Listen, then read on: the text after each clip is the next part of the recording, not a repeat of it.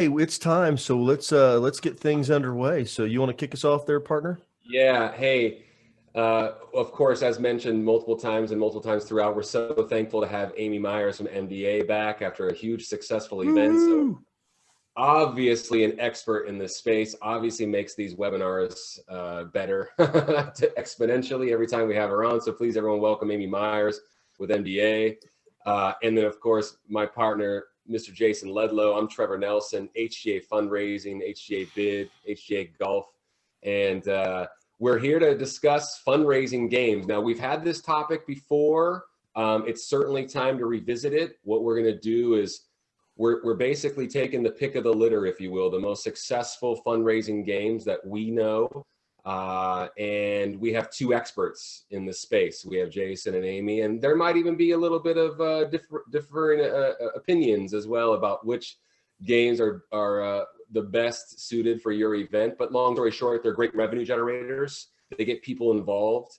Games also get people involved in a monetary sense as well that might not be buying your high dollar live auction items and what have you. So it's a really cool all-inclusive way to go about fundraising. And of course, we have the chat feature, Q&A feature. It's going to be interactive. We need some feedback and questions and experience share from all of you. We're so thankful that you're here with us another week. And stay tuned to the very end of the webinar because we'll do a drawing per usual to a lucky winner of an auction item that they can use for a game maybe or for their next fundraising event. So thank you so much, everyone, for being here. And thanks, Amy. And thank you, Jason. Here we go. Well, hey, if you're new here, just to let you know kind of the way we do things, one, questions are welcome at any time. There is a chat feature. We'd love to see you there. There's also a Q&A down at the bottom. Hopefully everybody's seeing all three screens. I'm going to put a couple of slides up and we'll change it around so that way you can see the slides. But we always record this and we always send all this material out, and anything that we come up with, we'll send your way afterwards. So if there's something that you missed or you didn't get something, you'll get it in that email. The other thing is we're going to get you out of here within the hour. So it's 12 o'clock Central here, 1 where Amy's at, and I don't know, it's sometime in the morning wherever Trevor's at. He's way out on the West Coast. 6 a.m. But we'll be done within the hour. So we really appreciate you joining us. I roll out of bed. I'm currently in the South Pacific. This is how I roll out of bed at 6 a.m. So we wanted to talk about games. We've presented on this before, and we've had some great guests and talked about a lot of stuff. But what I wanted to talk about today is what games. I picked out some things that are my favorites and maybe one that's not my favorite. But it happens, it gets used a lot. Amy and I were talking about it. We'll bring it up and talk about it. But one of the things is, in my experience, Amy, and you tell me if you've seen something different, where there will be somebody who gets their mindset on a game and it's something to do. And usually it's somebody from the committee, the board, they were somewhere and they saw it and they go, oh my gosh, this was the coolest thing ever. And the next thing you know, they're wanting to try to fit it in their event and it doesn't really go, or they don't execute on it well and they don't make any money with it and it uses up time. So I don't know if you've had that experience, but I've sure seen it quite a few times in the past. Yeah, definitely. And I think you hit the nail on the head when you said it's like typically a committee member that attended a different event, and games are fun. It's a great addition to our event, but you have to think about what goes into that. A lot of times it's a game that requires a lot of getting prizes or, details and stuff. And so, I think you just have to look at, does it fit your crowd? Mm-hmm. What type of crowd do you have?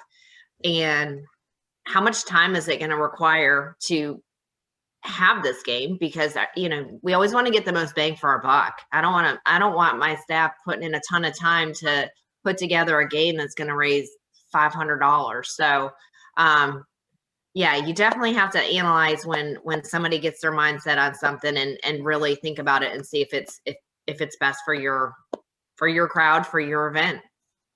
Well, speaking of that, I put this slide up here, who's in your crowd, because I think that's one of the ones that really resonates with me. Is it all depends on who is in your crowd. Is it more, kids? There's a lot of stuff. So, would you speak to that, Amy, from your perspective? Yeah, I mean, I say this not just for games, for the entire event. It's is your event full of bidders or eaters? And that's how I like to think of it. Is do you sell sponsorships, and then your sponsors and your committee invite a bunch of people that think they're coming to a party, and those are your eaters. They're coming for the food and the drinks, and they don't necessarily come with a plan to spend money? Or do you have a room full of bidders? Do you have the people that understand it's a charity event, they have the means to spend money, they believe in your mission, and they're going to spend money?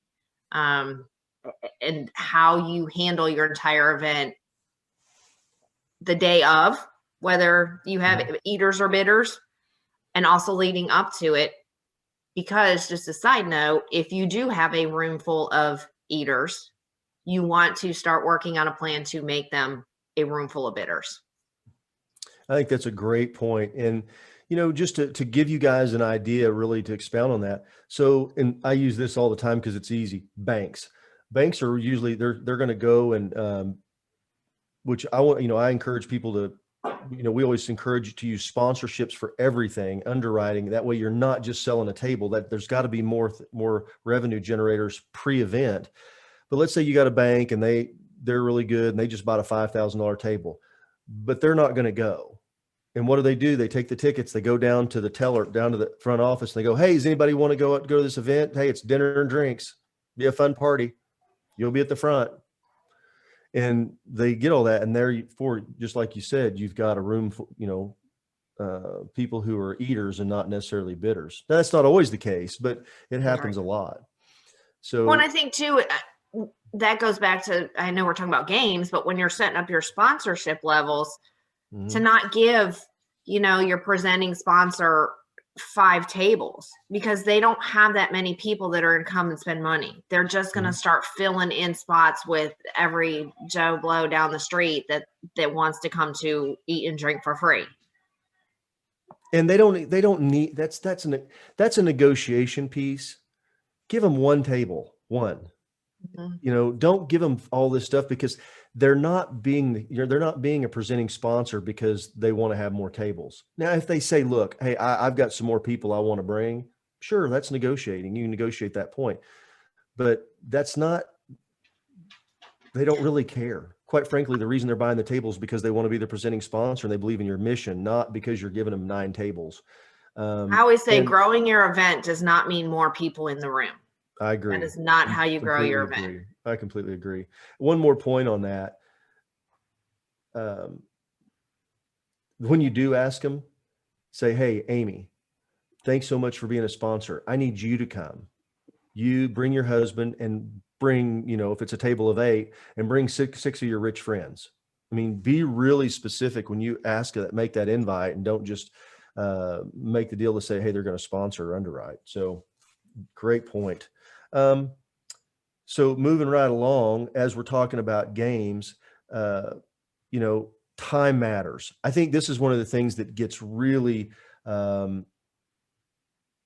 misconstrued with the thing. We were talking about this before, where somebody, just like you said, somebody sees they go to a fundraiser, they see a game being done, they go, "Oh my gosh, this is really great." They want to bring it back to their event, but it's a completely different event. This one had a bunch of kids and families, and your event's formal, more elegant. It's really not the same thing. It's a room full of bidders who, they want to just sit around, they want to socialize more and see, and you're trying to drag them up to do certain games. It doesn't necessarily work. So I think you've really got to think about your timeline. What do you say to that, Amy? Yeah, I mean, yeah, you're right on the money with that. It absolutely depends on, it goes back to your crowd. Like you said, is it kids and the type of event? And I know at our organization, we have all kinds. We have very, very casual, where it's our Harley events, blue jeans and t-shirts. And then we have the New York muscle team that is very, very formal, black tie. I am not going to have the same games at my New York black tie event as I am at the Milwaukee Harley Davidson event. I think that, time is another thing. That time is of the essence. you get caught up in some of these games, and some of these games, and we'll talk about one of them here in a second, can take a long time. I mean, they just get drug out because if you don't set the right rules and parameters and things like that, they can get pulled out. So I put together just a little list. I'm going to take my picture back off so we can see it. I put together what I thought were 5 games, and they're kind of just not necessarily games. They can be gamified, that I thought I've seen probably the most out of everything. And, you know, heads or tails. I call it the double deck shuffle. We can talk about that. A wine pull, how to gamify that versus just doing, just pulling a bottle of wine, and just some thoughts about it. Last man standing. And then the golden ticket, which is obviously one of my favorites. We talk about it a lot because you can make some serious money with it. But I was going to start with heads or tails. And the reason I want to start with that, because I hate heads or tails.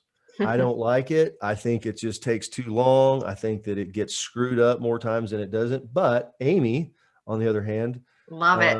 Loves it. So Amy, why don't you tell us why you love it so much?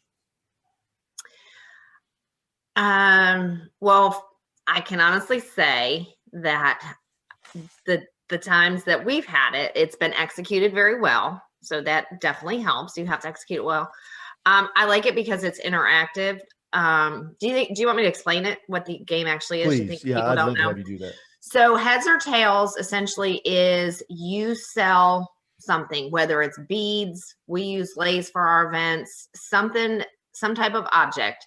And what happens is you have everybody that's participating stand up wherever, if you're doing it at your cocktail reception, in your during your program, whatever it is, and your auctioneer or MC flips a coin, and people just basically take their hand and they put it on their head or their tail, which is the behind. Mm-hmm. And the auctioneer MC flips the coin. If you have your hand on your head and it's heads, that the coin is heads, you get to keep your bead, your lay, whatever. If you were wrong, then you lose it. If you only have one lay, then you're out of the game. We like to sell multiples of them. So we'll do like 1 for 25, 3 for 50, to give more, to entice people to buy more. Now, with that being said, that can make your game go longer. But when you have like 5 to 7 people, you bring them up on stage and just really keep it interactive. And then what we like to do is when you're down to 2 people, have them, back to back, so they can't see if each other's choosing heads or tails, and last one standing wins whatever the prize is. And we typically will use a vacation or something big. Now, one of the things Jason mentioned was how long it can take and it going wrong. One thing that I always tell my staff, we do heads or tails at the very end of the night. Mm-hmm. I say that because it gives us an opportunity to sell more throughout the program real quick. 2, in all honesty, at that point, we've got people's money. So if they've left, it's okay. And we've got our entire program under, like, it is typically like, I'll do it right before the MC comes back on and announces the total. They play the game, gives us time to get a total, then we can announce the total. It is the very end of the night. So if it's a little bit fun, so the people that are still there, it keeps them like excited. It's very fun to watch. People have, at that point had a few cocktails and are being goofy, whatever. And like I said, we've already made our money off it. So if they leave, they just don't play. And if people don't want to watch and they leave, we've already made our money from them as well. But I just love it because I think it's fun. It's fun to watch. It's fun to play. And I've always seen guests love it. I think one of the things from just the standpoint, while I always say I hate it, and of course I don't really hate anything, but it's just is the timing and when they want to do it. I've had organizations that insisted on starting the event with it, the fundraising portion, and it just takes some time. I think you've got a lot. I mean, it's a 10-minute deal at the minimum. It takes 10 minutes. So remember, one of the things that we talk about a lot is the golden hour of fundraising. 1 hour, not an hour, 15 minutes, not an hour and a half, but really just keeping it to that hour. And so keep that in mind. Back to your timeline, when you're going to do it, what is the crowd? Maybe it might be something fun to do if you're doing a luncheon. It might be something fun that you're doing it whenever, it's just an afternoon deal with a bunch of kids and families and stuff like that, and you don't have a big formal program. It could be something that you could do. I think that it's a really good. One thing that I would ask, your opinion on, Amy, is, like you said, the number of lays, and we talked about it before we went live, setting a limit on it. Go ahead and set the price to enter. Don't do it for $5 and say, hey, we're going to give beads out for $5 and you can buy as many as you want to. There's going to be somebody, they're going to get 50 beads, or, somebody drops $100 bill. And I know that sounds like, great, we got the money, but now, they've got 20 beads, 20 lays, 20 beads, whatever, that they're going to sit there and go through, and it's just going to last. And we were talking about it. Amy, why don't you tell about what happened with you guys? Yeah, so similar to what you said with somebody buying a bunch of beads. Now, I will say we always sell ours for at least $25. We don't make them cheap because that helps so that you don't have somebody buying hundreds of them. But we did have a situation where we had a celebrity that attended our event every year. Great guy, spent a lot of money in our event. And part of that money they spent with his wife loved heads or tails. So she would buy a couple $100 worth. I mean, and she did it. She wasn't doing it for the prize. In her mind, she was contributing to the organization. And I think we use lays. I think she liked to have all the lays around her neck, going around. But here again, she won it like 2 or 3 years in a row. And we started to have people say, like, I'm not going to buy. We know that Joe ever is going to buy all those lays and is going to win again. So it actually got to the point where we weren't able, it was hard for us to sell them because people knew this person was in the room and was going to buy a ton of them and they didn't have a chance at winning. I mean, you always have a chance, but your chance is slim. So that was when we had to evaluate, and we did away with that game for years. And then we just got creative with it, and we went from, we kind of put some like tweaks onto it. We put some limits, once we brought it back, but yeah. Yeah. And so Christine asked a question is, buying multiples, does that mean they have multiple like lives? So yes, that's exactly what it means. So even if, I'm holding heads and they call tails, well, I just take a set of beads. I take my lay off for my beads and I've still got 5 more on my around. So I think it's really important to set a limit. I do like the thing, like going back to raising money. If we're not making money, if at the end of the day, you got to do the math. Okay. So we're selling them for $10 a piece. Yeah. We like to do it for $10 a piece, gets more people in, and that's okay. I'm not here telling you what to do or what not to do. But if you sell 50 for 25, you've made more money. It takes a lot less time, and you're going to eliminate some people just getting up there. One of the things about having a lot of them, there's always the one. There's always one that's probably they've been partying really well. They've been doing a lot of celebrating that night, and they get up there and they're changing back and forth, and it kind of starts getting dong. I call them marshals. Okay. So one of the things that you can do is have your marshals out there. They can also be the ringmen. They're working your event, or bid spotters. They're working the event with the auctioneer. If your auctioneer is calling it, some other people to go, and they just go, okay, thank you very much. And just ask them nicely to sit down and stuff like that. So it's just something you can do during those things. I'm going to go back to the slides because I want to go to the next game, which is double deck shuffle. Now that's my name for it. I've seen other people call it all this stuff, but it can be a lot of fun and it's fast. That's what part of the reason why I like it. So it's where you take 2 decks of cards, take the jokers out. You've got a red deck and a blue deck, shuffle them together, and you sell for $50 a piece, $100 a piece, whatever much money you want to raise, because you've got 54 or 104 cards. Sell them all out. Know what you've sold. Take those cards, and typically, if you're not sure that you want to get them all, just use one deck. You can use one deck if you want to. Sell them for $100 a piece. You raise $5,200. Take the other deck and just pull a card. Have the auctioneer, have your MC do it. Draw a card. And this is where it gets kind of fun, because you can sit there and go, all right, I've got the winning card, and if it's just a single deck, so you've only got one color, you don't have to hide the back, but you sit there and let's say it was a 2 of clubs.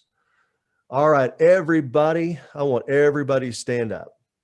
If you've got a card with a heart on it, you can just sit down now because you lost, you're out. And, you know, there may be people that bought multiple cards, they can do several, but you can just go through it and get down to that last card. If you want to, you can bring them up. So it's kind of like Simon Says, but it's not Simon Says, which is actually another game we've done. It was actually a lot of fun. And it's just a really fun way. It's somewhat interactive. It's not just doing a drawing, but you can go through, and that way people gets down to the last few cards, you know, and there's somebody, you know, if you've got a face card, you're out, sit down. If you've got a clubs, you know, you're still in it, but everybody else is out, all that kind of stuff. And you can get down to that last person. So it just takes a really short amount of time, but you got to hustle and you got to sell the cards. And so you've got that whole time. So that's just what Double Deck Shuffle is. What type of prizes do you typically see with that one? Typically there's something, because they're raising, it all depends on the money. So they'll either give like a trip to Vegas because it has to do with cards. I've seen, you know, people give away, anything and everything, but usually there's significant prize because to buy a card is, there's some money involved.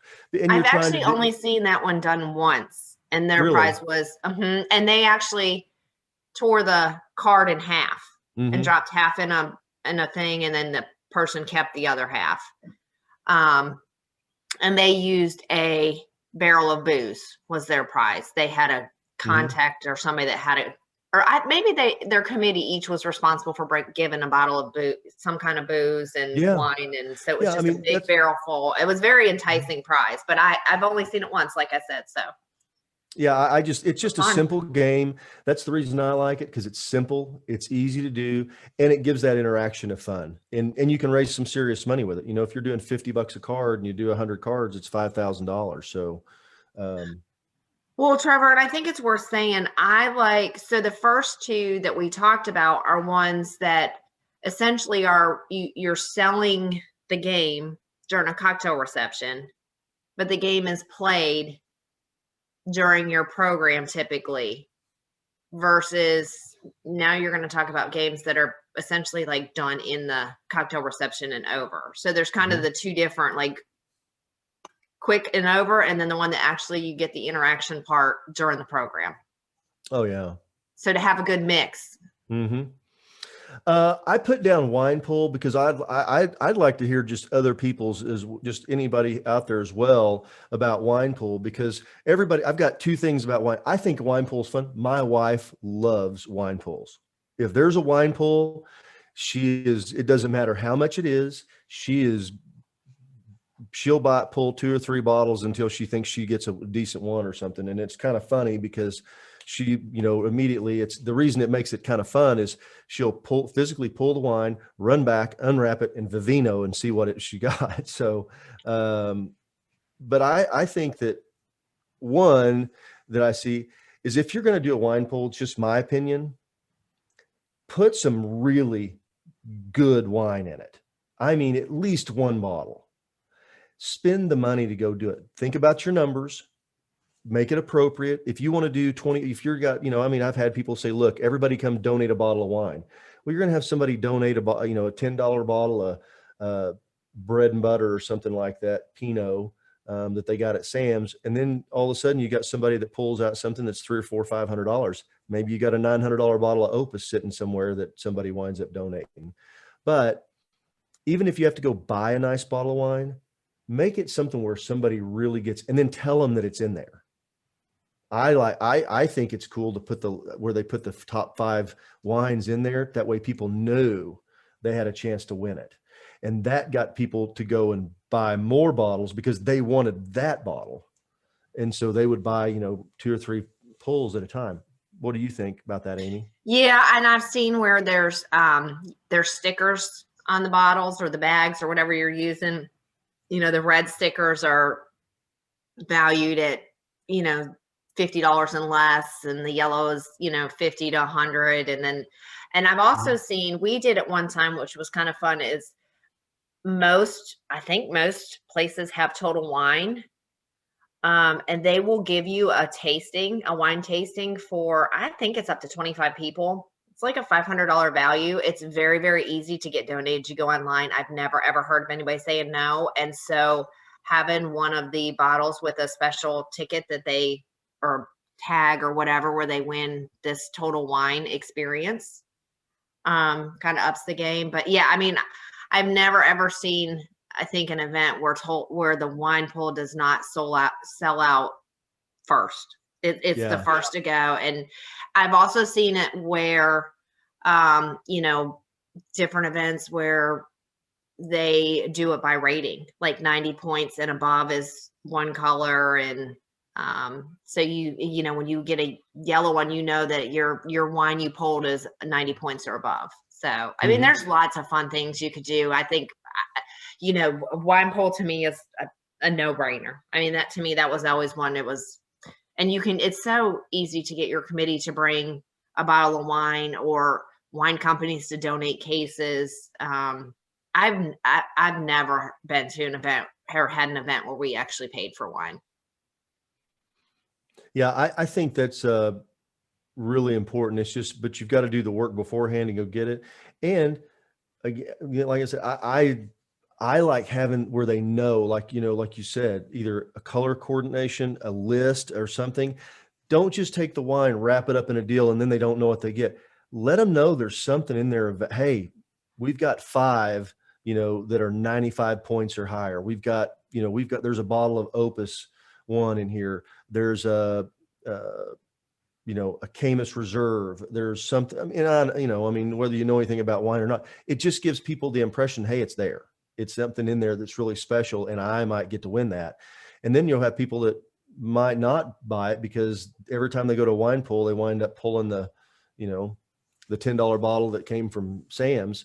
But they get something really cool. So that's just one of the things I think. And we've even done it where we did a raffle and did a wall of wine. We did the whole thing. Instead of taking all that stuff, they just got the whole thing. We got a cooler donated, you know, a wine chiller, and they got a cellar just immediately done. And so it was a really cool deal there with a raffle. But I like the wine pool because it just gets people involved. You know, they like to go get a bottle and they'll pay 25, 50 bucks. That's what I was going to ask you. What do you think is a good number to ask for on that? Like how many bottles or the price? No, the price. The price. We didn't put, depending on the event. So we had an event that was a smaller event, more of a casual type event. We would do, I think we did like $10 minimum value. But our nicer gala, we had a $20 minimum value. So, and we sold it for 20. So like you were guaranteed to get at least a $20 bottle of wine. Okay. So it's like, that's what I was. So you're making it where somebody's not, you know, they're not paying 25 bucks and getting a $5 bottle of Ripple. Nope. Okay. No. And I will tell you, in my experience, getting the wine pool underwritten was one of the easiest things to get a wine pool sponsor. And we would literally like have labels made and stick their logo on the bag that it was in, or we'd put a little tag or a sign at the wine pool. And we sold that as an underwriting opportunity every time. Hey, I want to stop just for a second and just mention something that we had the other day. Trevor, I was going to have Trevor just talk about it because I know you got a question. But Anna had a question. Yeah, Anna had a question about how many bottles you should have at in the wine pool. How many you recommend? I mean, honestly, like I said, it typically sells out, and the more you have, the better. I mean, we would have typically around 100 bottles at our event, and I mean, honestly, it would sell out in like 30 minutes. And I've been to our bigger events. I've seen our Milwaukee Black and Blue. I want to say they had 500 bottles. Wow. But there was 1,300 people in the room, but they're all, I mean, and typically it's like Jason said, his wife, you know, you get a bottle, they always go back for more. I mean, they really do. Yeah. So I think it's just divide it by 3. If you've got, you know, 300 people, I think you can do 100 bottles. I mean, because you got 150 people there, I think you could do 100 bottles of wine pretty easy. I interrupted you, Jason. That question. No, I was just going to mention one of the things that was really interesting is, and I'm not, and you guys all know that we don't ever try to push in stuff that we sell, but it was really interesting. We just recently sold an instant wine cellar that we had at an event down in Florida. It was and it's amazing, so it was a really good moneymaker for them because this person wanted all this wine. And so don't underestimate the people. Think about, back to the whole point, know who your crowd is. Yep. If you've got people that you've got somebody and you're going down the list and you've done your people exercise and you're going through all the people and you come down and you go, Amy Myers. Oh, you know what? Can she write a check for $10,000? Yep. Can she fill a table with people? Yep. Does she have special access? Amy's got a 10,000 bottle wine cellar. That's access. And there's something huge. And those people love to talk about it. So back to the whole thing, you get somebody that's got a crazy wine cellar like that, they could do a tasting, they can donate wine. Don't ask them for a bottle, ask them for the tasting. Like she said, where, maybe there's a game that you're going to do and on the wine pool, and one of the deals, the bottle they donated along with it's a tasting for something. I mean, there's just all kinds of cool stuff that you can do with that. So don't underestimate what you can raise. Cause you get 100 bottles, $25, that's $2,500, especially if it's all donated. That's just bottom line money, and it's fun. And people, that's part of what you want to do is have that interaction. Last man standing. I just say real quick, I wish Mark was here. He's actually traveling. He and his lovely wife, Cheryl. Mark West is one of our associates, great guy, New Braunfels, Texas. They're on their way back from Cancun. But what I wanted to say is they just recently did an event with Last Man Standing, went and made $6,000 off of it just like that. And so I'm going to let Amy talk about it more, because believe it or not, in 30 years of doing charity auctions and events and being everything in the world part of it, I have never done Last Man Standing. It's like the only thing I can think of that I haven't probably done. So, but I know it's effective. It is. We actually just did it at our golf event yesterday that I just got back from. So Last Man Standing typically is done as the last level of your fund a need or mission drive. It is, I've only ever seen it done as $100 level. And essentially what happens is after you've gone through your fund a need, your mission or your auctioneer will say, all right, this is our last level. This is $100 level. We're going to make it really exciting. And I have got, and then whatever the prize may be. And I'm going to just use the one that we just did because it worked really well. And the auctioneer kind of played it up and said, I have the best prize. We were going to do $1 million, but nobody wants money. Or we were going to do, and he kind of makes it funny. And he goes to me, he's like, I have hardcore booze. And he holds up a bottle of a special scotch, or it was a bourbon, I guess, a good bourbon that had been donated. And he said, I'm going to give this bottle of bourbon to the last person that donates $100. And here's how it works. You're going to raise your paddle. It's going to cost you $100. If you're the last person with your paddle up, you win this bottle of booze. But what you need to know is if your number's called and you didn't win the bottle of booze, thank you for your donation, because you have just contributed $100. And every time you raise that paddle, you get charged an additional $100. So you got to be very specific with it. But essentially, he then just says, all right, $100. And he just starts firing off the numbers. And you need to have paddles. I am a big believer in your fund a need. Don't do it through text to bid or anything. You've got to have those paddles. And he's running around the room and he's, doing it, and you'll see people, they're raising their paddle 3, 4, 5 times trying to get this bottle of booze. And then what he did was when it started slowing it down, he's like, whoa, hold on. He's like, right now I've got bidder 201 owns this bottle of bourbon, but I'm going to sweeten the pot. I have this bottle of champagne. And he brings out this bottle of champagne. And so he did that actually 3 times. So in the end, it was 3 bottles of booze. And people just kept giving $100. And it was not about the liquor at that point. It was about winning. And the fun and the competition. And I want to say, I think we were right where you said. I think that event raised about $6,000 on this Last Man Standing. And eventually he kind of just, if it's back and forth and it starts to slow, he'll just say, all right, and we're going to give it to, because then the other piece of it that and auctioneers know to to kind of watch for this, so to speak, is you have that person that has been bidding the entire time, and they've given $700-800, and then you have that person that, as it slows down, raises their paddle. At the very end. Yeah, they come in at the very end and they want their $100.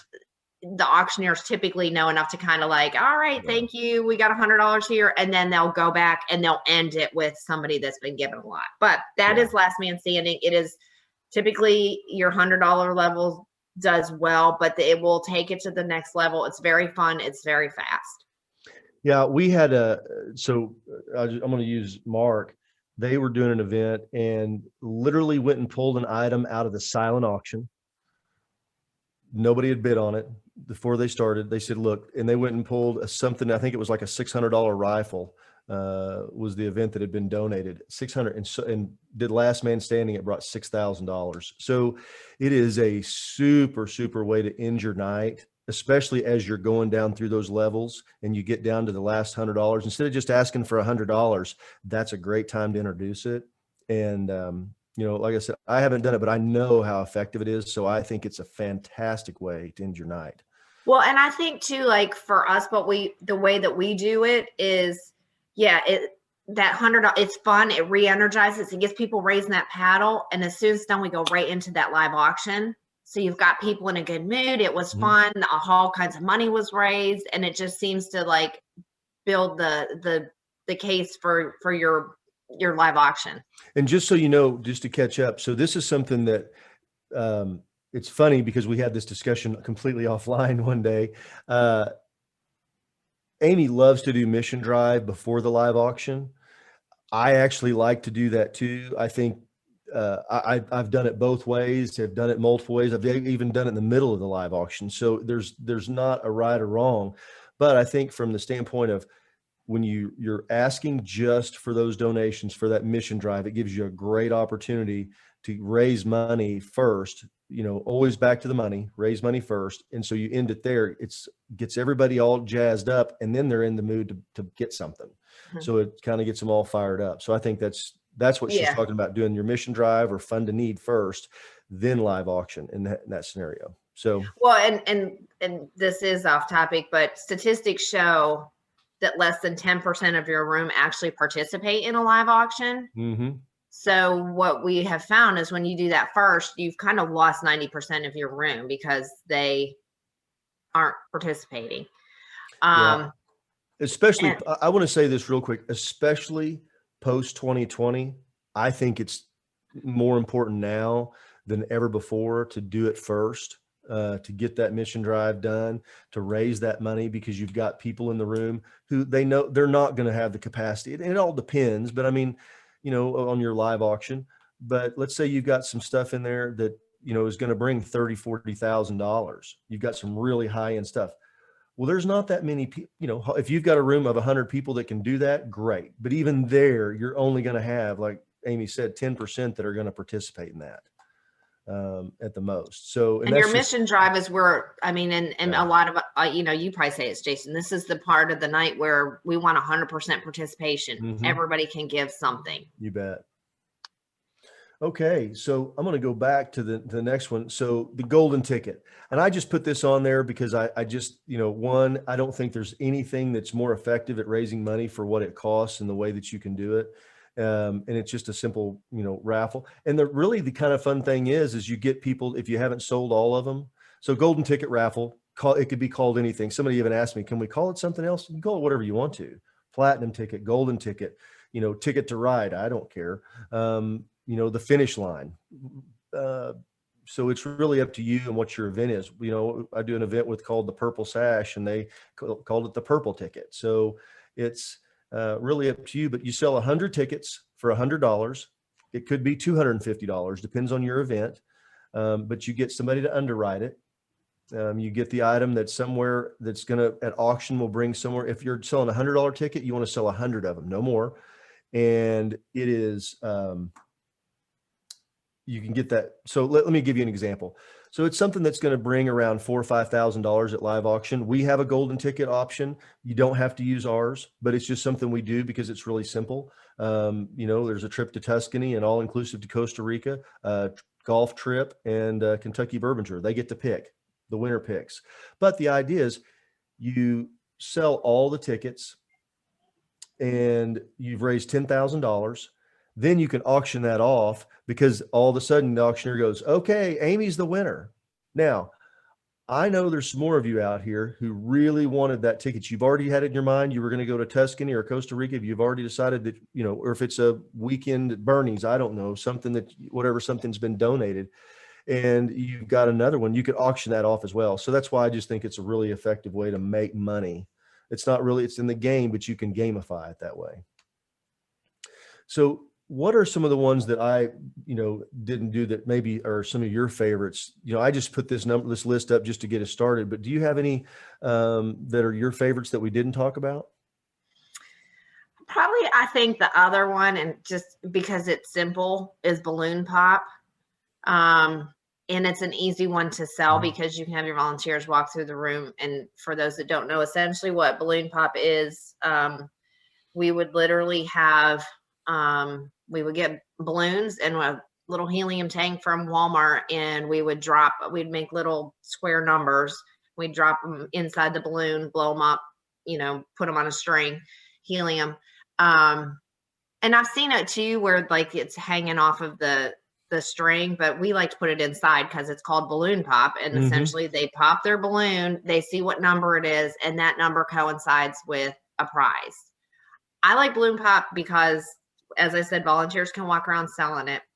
It's a great way to use those auction items that people have given to you that are not of value. You know, we all know you get those, we can make baskets out of things and we can do things, but you just have those odd items, the t-shirt and hat that match, or the, you know, just odd items that you really don't know what to do with, or they don't have the value for the auction. This is how you get rid of them, balloon pop. And we will typically, similar to the wine pool, it's, you know, $20 to pop a balloon, and everything has a value of at least $20. It's also a great way to just, you know, gift cards. You get $25 gift cards, an odd gift card that just doesn't fit into a basket in an auction item, or what are you going to do with it? Balloon pop. So the balloon pop is one of my favorites, and people love it. Oh, they do, because it's something to do. It's just dinner. It's the unexpected. What do you think's a good price for those to sell those at? We do, depending on, we either do $20 or $25 depending on the event. And like I said, if it's, you know, if it's $20 to pop a balloon, you're getting an item that's at least worth $20. If it's $25 to pop a balloon, it's getting at least a $25 value. So I want to just bring something up, because we're talking about games and we're talking about selling stuff. If you're using auction software, don't make change and don't swipe credit cards as you're walking around getting stuff from people. Put it on their bidder number. Let them put it on their bidder number. Don't, you know, one of the things we said, I've seen where somebody was out there trying to make change and trying to sell stuff. People will, it's like a credit card, but you don't have to do it. People will buy stuff and they'll go, oh yeah, I'll take a balloon. Just put it on number 107 and have somebody there. You know, it's like a 2-person job. Somebody's handing the balloons out, doing the talking, and then somebody's in the background with an iPad or iPhone or however your software uses, and they just punch it in there. Number 121 takes one, done. And it's so simple, and you'll sell so much more. You'll sell so many more tickets. You'll sell so many more everything, even if they write it down on a piece of paper. I was going to say, we've done just a chart where it's just, and then they'll take it back to give it to the folks, and they'll enter it in. Enter it from the back end. Yep. Yeah. I mean, because if you think about a transaction, if I walk up, you know, if Amy comes up to me and I'm got a glass of wine in one hand and I'm talking to somebody and they go, hey, you want to get one of those? Yeah, sure. Okay. I got to hold this, and then I've got to put it over here, and I got to reach in my pocket, and nope. Yep. Here it is. 105. It's on inside my jacket pocket.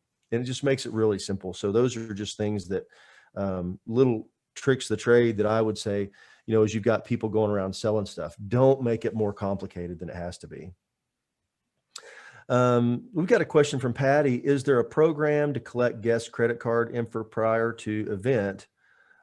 Yeah, there's lots of software options for that. There's so many, you know, pretty much every bidding software. I mean, we have HGA Bid that we can do that, but pretty much everybody out there gives you the option to collect that. And you don't have to.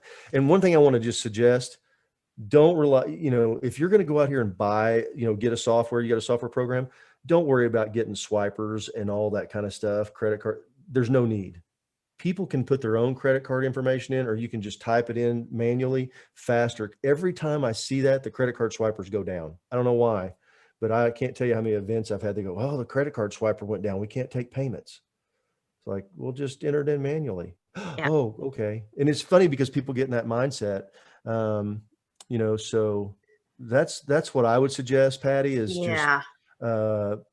yeah, I mean, I think, in a perfect world, and this is, I think, I know something we've worked on and we've gotten to this point is you get your guest names and phone numbers beforehand. And then you use your software, you send them a text message with a link that asks them to go in and register. They enter their credit card information, whatever. They come to the event, they've got everything in there. We get to capture all their information. It makes check-in super, super simple because everything's pretty much done. And like I said, it's a quick, easy text, the link from the software. And this is not a deal to say about HGA Bid, because it's what we, our software, but it's just period. If you're not using software for your event, you are losing money. Absolutely, positively losing money. So just whether it's with us or somebody else, get software. You absolutely will make you money. And Amy will tell you they won't do one without it now. They absolutely won't do an event without having a software component, because it's in the dark ages. It takes so much more people, people. It's just really confusing. There's a lot of loss. You don't have the reporting capabilities. And so the texting communication that's built in, it's incredible. So make sure that you do that. Well, and especially, we talk, I know we're talking about games, but we talk a lot about registration and getting the credit cards up front and stuff.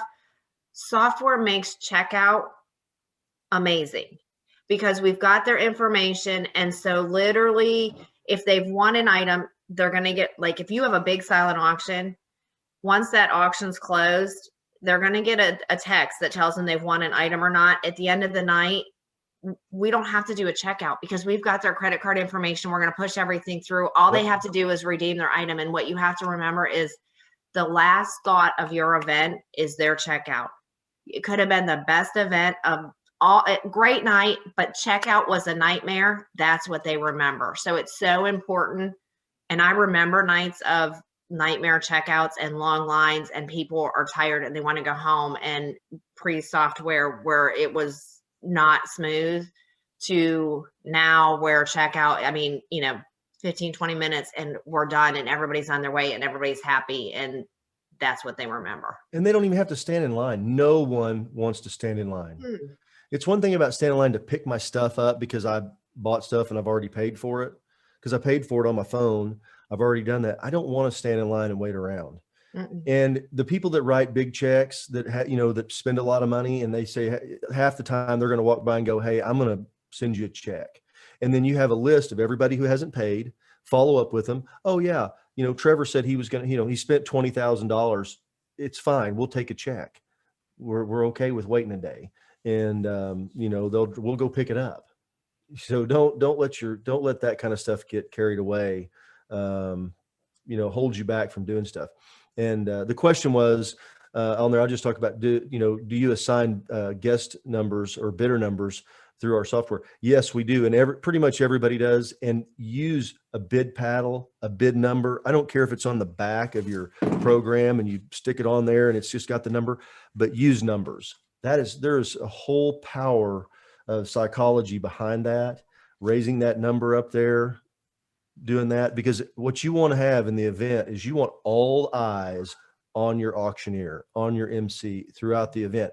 You don't want them sitting down here looking at their phone when we're having, we're doing this stuff. Man, get them up there.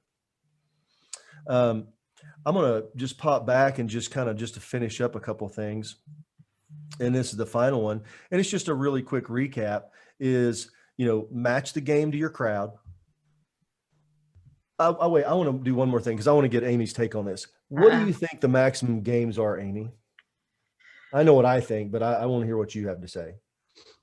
So I like 3, and I like 3 different price points. So I like a game that is a $25 price point. I like one that's a $50 price point, and I like the golden tickets that's $100.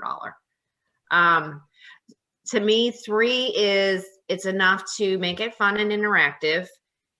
It gives those people that want to participate, and maybe they were the guests that were invited and they think they're just coming to eat and drink, to spend a little bit of money and support. I don't like to have too many more than that, because I don't want my guests to think that, oh, well, I played like 3 different games. It was $20 each. I spent $60. So now I've done my good deed for the night. I don't need to participate in the mission drive, or I don't need to participate. So I like 3. I'm a, when it comes to games and just total generators, I like 5 generators, period. I don't want to ask people for money more than 5 times that's kind of the rule. But so if you've got 3 games, a live auction, a silent auction, you're there. And and I've had people say, well, do you consider the fund to need or the mission drive and the live auction the same? Yeah, I kind of do, but you could call it separate. So less is more. You don't, having maybe one more, and it's your event. Back to, if it's kind of more of the carnival atmosphere and you want to have some more stuff fun, it's fun for people to do that. Don't, these aren't hard and fast rules of 3 is the number and we can't go over, because gosh, we're going to have 4, but just keep that timing in mind, and keep those things, thoughtful with, as you're going through this. I'm sorry, I'm kind of slow today, but keep all that stuff in mind when you're planning out your timeline, because time does matter. Golden hour of fundraising. Get the mission drive done first, get through your live auction items, and then finish it off your night, so that way everybody can get to the party. So the last thing is, stick to your timeline. Don't let the games or something that, that doesn't match, come outside that. And raise money first. I think that is probably one of the ones that where I think, in my experience, people get caught up in the game and, it's going to be fun, and it's going to be all that stuff, and then they don't forget about raising money. Got to raise money. That's why we're here, is to raise money. So you always say first. You always say, don't forget the math. So yeah, don't forget the math. So that's a great mantra. That's a great mantra. But also you're talking about being deliberate as well with these, right? So pick some hard and true, games that work, and don't be afraid to be creative. Of course, if we got 100 different experience shares of this game working at 100 different events very well, don't be afraid to be creative and make a change from one year to the next, and try something out, right? So I think that's awesome. As we finish up, and we've just got a few more minutes, I want to get, and we've got a winner, so I'm going to call that name out here in just a second. You're going to get a free gift to take that home. But Amy, any closing thoughts about games? I mean, I think being thoughtful about it, but and when I say being thoughtful, in that you have to look at what financially, how much is this game going to bring you? Are you getting enough lemonade for your squeeze? Don't spend a ridiculous amount of time putting together a game that's going to bring in $500.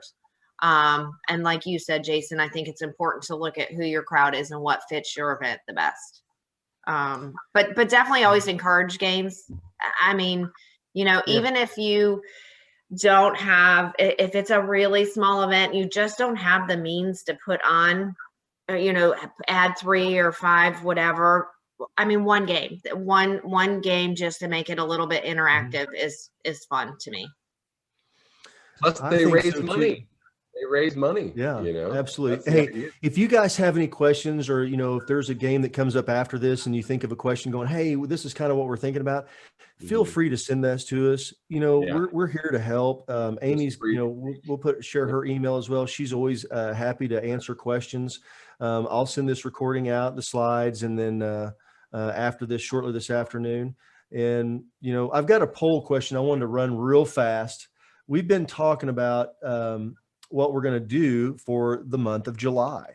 So I'm going to launch this poll. I would love to know whether everybody's going to be around. Heck no, should we keep doing the live webinars in July?